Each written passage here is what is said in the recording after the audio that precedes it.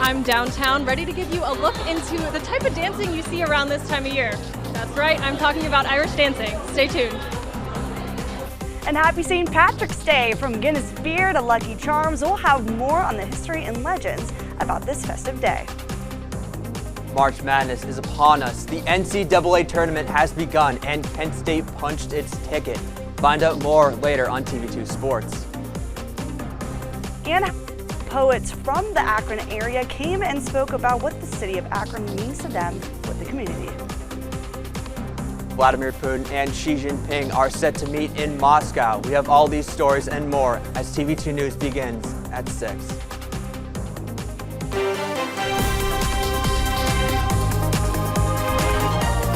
This is TV2 News. Good Friday evening, Portage County. Thank you so much for joining us. I'm Gabby Jonas. And I'm Michael Neenan. We start tonight celebrating St. Patrick's Day, and I gotta tell you, Michael, I do feel a little lucky wearing this green shirt tonight. And I also feel lucky that Kent State's gonna win Indiana tonight, and of course, watching our fabulous very own Abby Forbes do some Irish step dancing. Yes, TV2 reporter Abby Forbes happens to be at the president of Kent State's Irish Dancing Club and is in downtown Kent right now. Abby, how's it going? Hey guys, yeah, I'm at Water Street Tavern about to do some Irish dancing myself, but first I wanted to show you a little bit more about the sport and the people who do it. Take a look. You've probably seen it on St. Patrick's Day, or have at least heard about it. But what is Irish dance? It's a fun little creative outlet, and it's a fun way to just move and express myself. It's something different, you know? I mean, everybody knows ballet dancers and they know tap dancing. And one of the unique things about Irish dance is they actually have two different types of shoes. I was always a soft shoe person, which is more of a ballet shoe. And then there's other kids who are more hard shoe dancers, which are more like tap shoes and clogging shoes. And although it might be associated with a specific time of year, Irish dancing is a year-round sport, and dancers can actually compete on the regional, national, and world levels. I got to be on a group dancing called a Kaylee, and we got to go to Philly for the Worlds. And it doesn't stop with the competitions or St. Patrick's Day performances. I mean, we dance for nursing homes, we dance for schools, we dance for... If you are able to have a floor for us to dance on, we're there dancing. Irish dancing is a sport that people all over the world partake in. So what draws dancers to Irish dance? The performing for people, because it makes them happy whenever people come and perform for them, especially for St. Patrick's Day, get a little bit of the culture. People are so excited to see, oh my gosh, you're an Irish dancer, and then they think of Michael Flatley or Riverdance, which just came to town and which was awesome. So when they associate you with those things, I think that's so cool. When I was a kid, I always used to see Riverdance and stuff, and there would be Irish dance performers, especially in this little place in my hometown. So I've always looked up to it and thought it was so cool. So when I got the opportunity, I jumped at it. And in the spirit of Irish dancing, I'm about to jump right in myself. I've been Abby Forbes reporting in Kent for TV2 News. Take a look at this.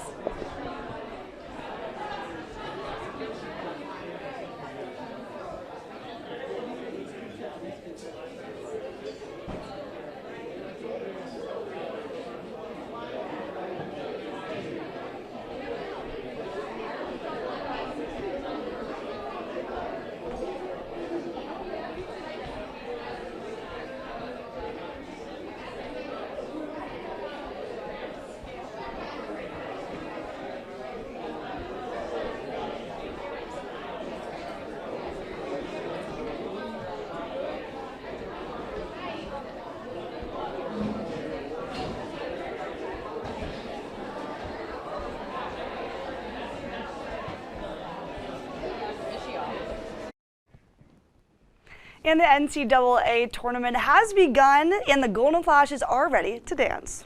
Find out more as the second day of the tournament continues. The stage is set from Albany, New York, MVP Arena.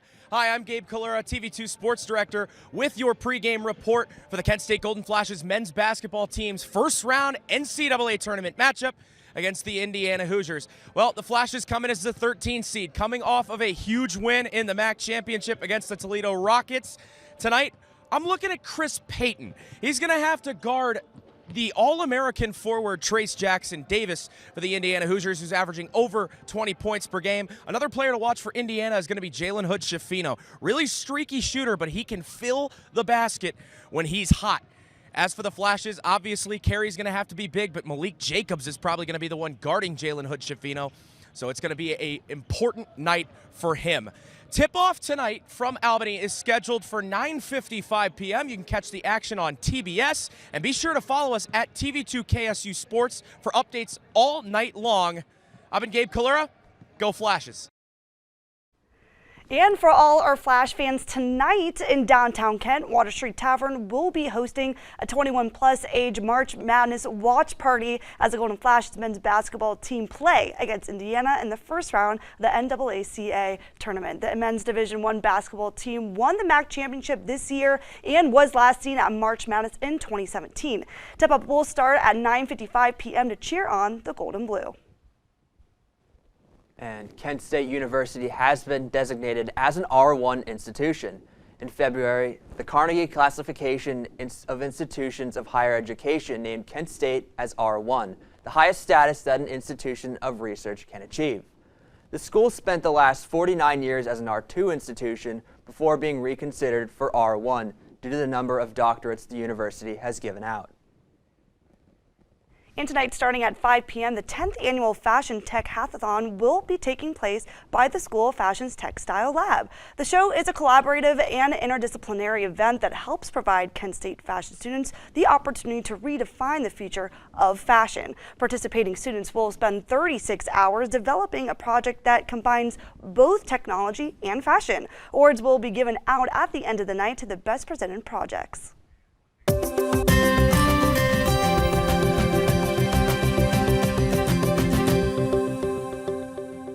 Hello, Portage County in Northeast Ohio. Hope you're having a happy St. Patrick's Day out there.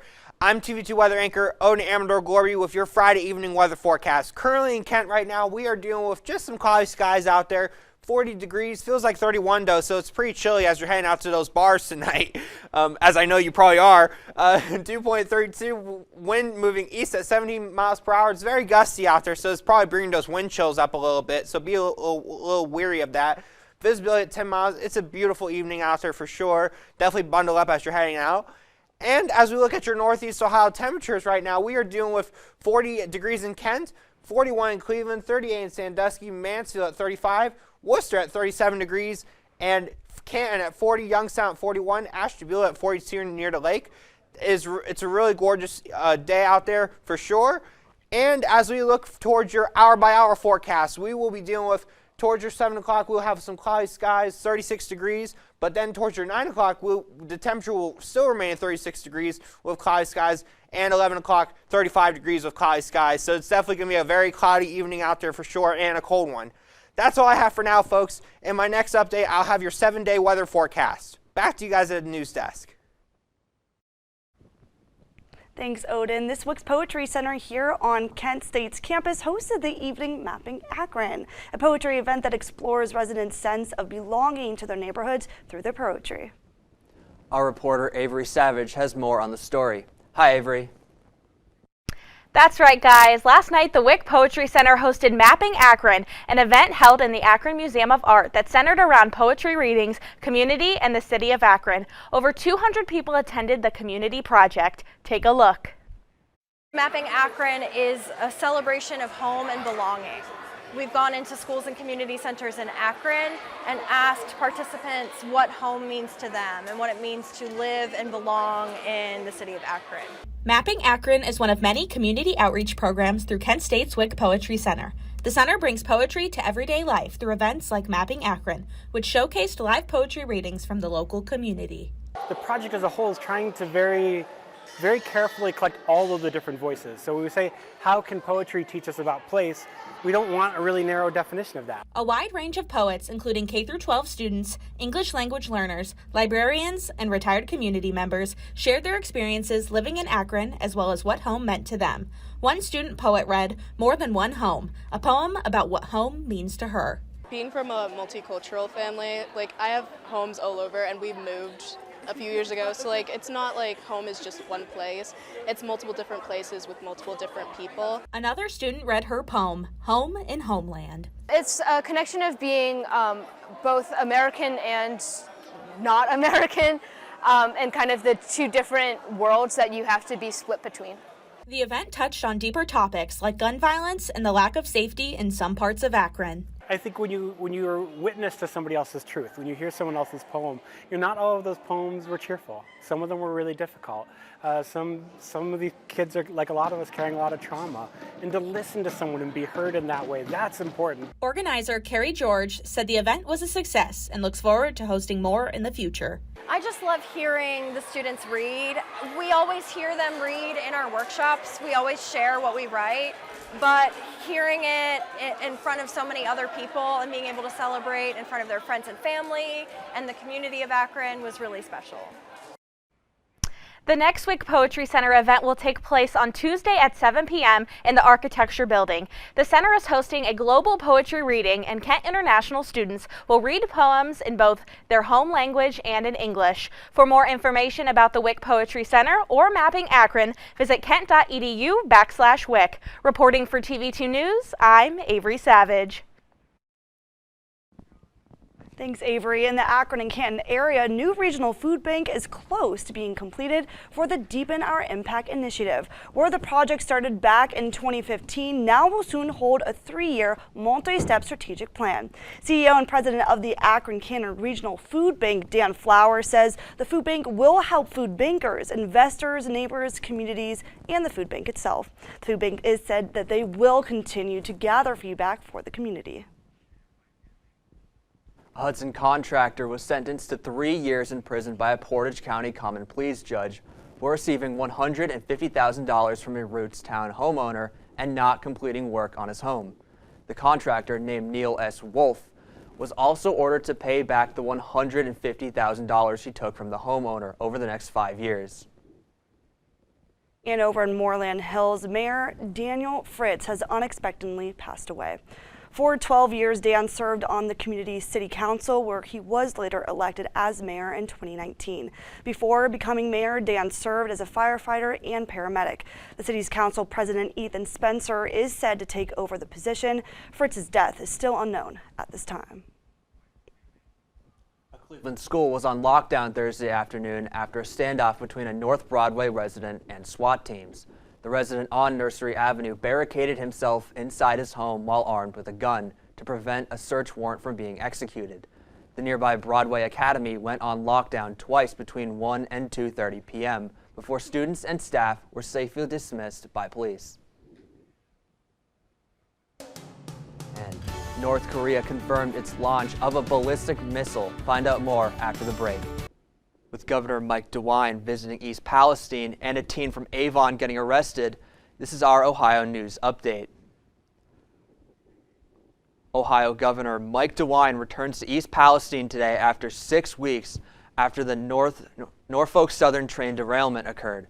Governor DeWine, accompanied by First Lady Fran DeWine, plans to visit East Palestine High School while also receiving updates on the cleanup efforts at the site of derailment. This visit comes after criticisms about the amount of toxic waste that remains uncollected. Cuyahoga County has unveiled an action plan to reduce homelessness by 25% over the next 5 years. Revealed on Wednesday, the plan includes $20 million in funds with aims of improving homelessness shelter conditions, capacity, and services for over 500 residents across homes across the county. The state of Ohio has launched a new substance abuse dashboard that compiles data from multiple state agencies and shows the types of drugs used in cases of overdose. Last year, Lorain County alone recorded nearly 900 drug overdoses, with 102 being fatal. The data is delayed by 3 months, implying the number of drug overdoses in the county could be higher.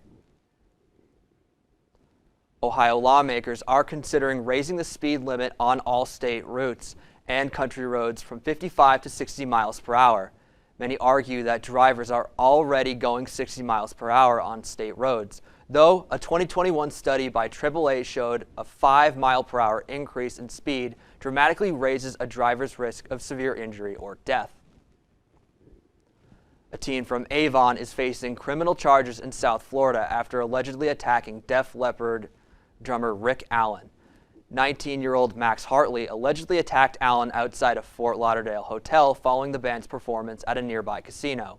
Hartley faces 2 counts of battery, 4 counts of criminal mischief, and abusing a disabled adult for the attacking of Allen. And that's all the news I have for today. Now let's send it over to weather.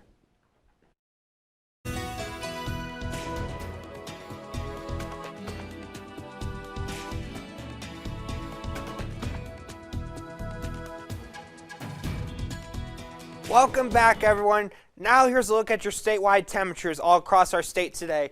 We are dealing with temperatures that are in the lower upper 40s to even lower 30s. Columbus at 36, Lima at 36, Dayton at 36, Cincinnati at 36, Akron at 41, Athens at 41. It is definitely a very cold evening out there for sure, but it's not as cold as we've seen before, so thank goodness for that.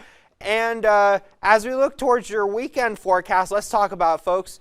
We will be dealing with cloudy skies, 33 degrees, partly cloudy skies in the morning, followed by cloudy skies in the afternoon.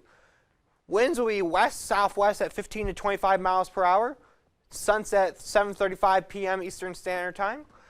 And here's a look at your Sunday forecast for your Sunday. It'll be 38 degrees with partly cloudy skies with some sun later in the afternoon. Winds will be west at 10 to 20 miles per hour. Sunset 7:36 p.m. Eastern Standard Time. And as we look towards your 7-day outlook, let's talk about it, folks. We will be dealing with a very uneventful week ahead. Saturday we'll be dealing with 33 degrees and cloudy skies, and then towards your Sunday we'll deal with almost hitting 40 degrees, with partly cloudy skies. And towards your Monday we'll deal with 50 degrees with sunny skies. Then Tuesday we'll deal with some partly cloudy sky, a high of 56. Wednesday we'll be dealing with 53 degrees and cloudy skies, but then rain will start to come in towards next week, bringing the temperatures up a bit. 58 degrees for your Thursday, and Friday at 60 degrees with rain showers. So it'll be a wet pattern for next week, but for now we'll be dealing with dry weather for now. And that about wraps up my Friday evening weather forecast. Please enjoy those warm spring-like temperatures next week. Have a happy St. Patrick's Day. Have a great weekend, everyone. Back to you guys at the news desk. So again, this is something that we're keeping a very close eye on. Interestingly, in China's so-called peace plan, one of the things that they highlight at the very top is respect for the sovereignty of all countries. We certainly would hope that they mean that, but if that means that Ukraine is supposed to somehow just give up and allow its territory to be subsumed by Russian occupiers, then that certainly is duplicitous and something that I don't think Ukraine nor the rest of the world would take seriously. China's leader Xi Jinping is said to fly to Moscow next week to meet with Russia's President Vladimir Putin for the first time since Russia's attack on Ukraine. China will urge peace amongst the two countries as the war increases across Europe. Other issues surrounding partnership relations and strategic cooperation between both Russia and China are said to be discussed at the meeting. Putin and Xi will sign documents attesting closer ties between two nations. North Korea has confirmed the launch of an intercontinental ballistic missile on Thursday morning under the guidance of leader Kim Jong-un. According to North Korean state media, the purpose of the launch was to show the nation's ability to, quote, counterattack with overwhelming offensive measures anytime, and claim the launch did not impact the security of neighboring countries. And the Federal Bureau of Investigation is offering a $20,000 reward for information leading to a missing U.S. citizen who was kidnapped in Mexico. According to a release from the FBI's Los Angeles filed office Thursday, 63-year-old Maria del Carmen Lopez was taken from her home in Pueblo Nuevo, Colima, Mexico on February 9th. Lopez is approximately 5 feet 2 inches tall with blonde hair and permanent eyeliner that is tattooed on. So far, no arrests have been made. According to France's Interior Minister, at least 310 people across the country were detained on Thursday night, with the vast majority of these arrests occurring in Paris. as protests over the nation's government deciding to force through pension reforms. The nation's budget minister claims that if the country does not make reforms now, it will need to enforce more brutal measures in the future. King Charles III's coronation will be broadcasted in over 30 sites across the United Kingdom, according to the UK's media.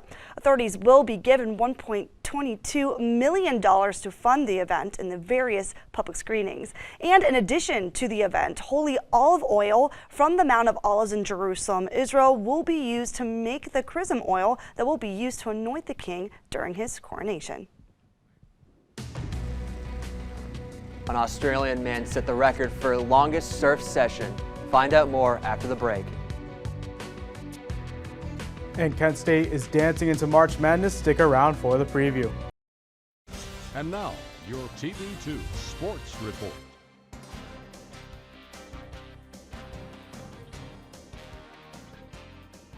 Good evening, Portage County. I'm Nico Crespo with your Friday Night Sports Report. For the first time in 6 years, Kent State is back into the March Madness NCAA tournament. Kent, ranked the 13th seed in the Midwest region, will be taking on 4-seed Indiana tonight. This isn't the first time the Golden Flashes faced Indiana University in the tournament. In fact, the Golden Flashes beat the Hoosiers all the way back in 2001 in the first round, and then in 2002 they lost to the Hoosiers in the Elite Eight. This team cannot be taken lightly as they tied for second in the Big Ten Conference under leading scorer senior Trace Jackson Davis, who's averaging a double-double with 20 points and 10 rebounds. The key in this game for Kent is to keep Davis out of the paint. That's where most of his points come from. It will take a team effort to knock off Indiana in the first round, so make sure to catch it on TBS, and tip time is set for 9:55 p.m. And to the NBA, the Philadelphia 76ers come to town to take on the Cavs. Let's head to downtown Cleveland for the highlights. All right, two teams fighting for playoff implications, Sixers and Cavs. We got Tyrese Maxey passing it to Joel Embiid for the wide open three. We're going to stick with the Sixers on this side of the court. James Harden is going to find Embiid at the free throw line. He's going to stutter step, spin, and then dribble into his shot for the easy jumper. Garland's going to get the ball off a ball screen, and he's going to find a wide open Karis LeVert for the three. Sticking with Karis LeVert, we're going to have a step back three, nothing but nylon for LeVert. Embiid gets the ball with his back towards the basket from PJ Tucker. He's going to be double teamed by the Cavs. He's going to end up splitting these defenders, hitting a spin move, getting hit, and getting the bucket to go. Time winding down the half. Karis LeVert is going to throw up a prayer, nothing but net, and the foul. Karis LeVert had 24 points. Donovan Mitchell hits a nasty spin move on James Harden, hits the wide open three. Maxey's driving, but is blocked by Mobley. Mobley saying, "Get that weak stuff out of here." Mitchell driving down the court, finds Garland for the wide open three, and he's going to hit it. Cavs up by 3. Shot clock winding down for Embiid. He's going to throw up a prayer with a step back three, calls glass, and nails it. Here's a big play. Embiid, he's going to look like it's going to be offensive foul, but it's not going to be offensive foul. It's going to be overturned, and the Cavs will end up losing 118-109. And that's all I have for tonight. Make sure to follow at TV2 KSU Sports on Twitter for live coverage from the NCAA tournament for tonight's game. I've been Nico Crespo. Have a good night, Portage County. Guinness beer, leprechauns, and Irish dancing. Oh my, how St. Patrick formed the iconic holiday. Australian surfer Blake Johnson broke the Guinness World Record on Friday for the longest surf session, recording a surf time of almost 40 hours and 570 waves. Johnson has stated that the effort was in honor of his father, who took his life 10 years ago. His record-breaking effort raised over $250,000 for youth mental health. And the annual observance on March 17th, where everyone gets into the Irish spirit and maybe even share a pint. Today is the day of St. Patrick's Day, celebrating Ireland's culture, music, and Gaelic heritage. The lucky and charming holiday recognizes Ireland's patron saint, a Christian missionary who converted the Irish people to Christianity. And as for the three-leaf clover, or shamrock, as some say, legend has it, it's St. Patrick used it to explain the concept of Christianity's Holy Trinity. So Michael, I have to ask, why are you not wearing green today? It's St. Patrick's Day. Well, you know, I kind of woke up this morning and it didn't occur to me that it was St. Patty's Day until I got here. Okay. Well, now you know. So how are you celebrating? Are you going to do anything fun tonight? Yes, actually, I will be going to Water Street Tavern to cover the watch party. Because we're going to win. We're going to win. Oh, absolutely. Yes, we're going to win. If we win tonight, it's going to be electric. It's all from the lucky leprechaun himself, no? Oh, absolutely. Okay, well, that's all we have for you guys tonight. Thank you so much for joining us.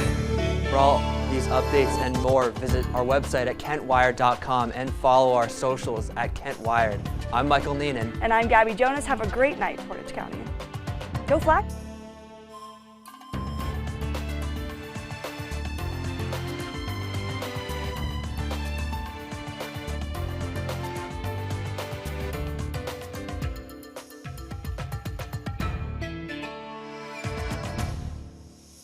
This is Portage County's TV2, broadcasting from the campus of Kent State University, streaming online at kentwired.com.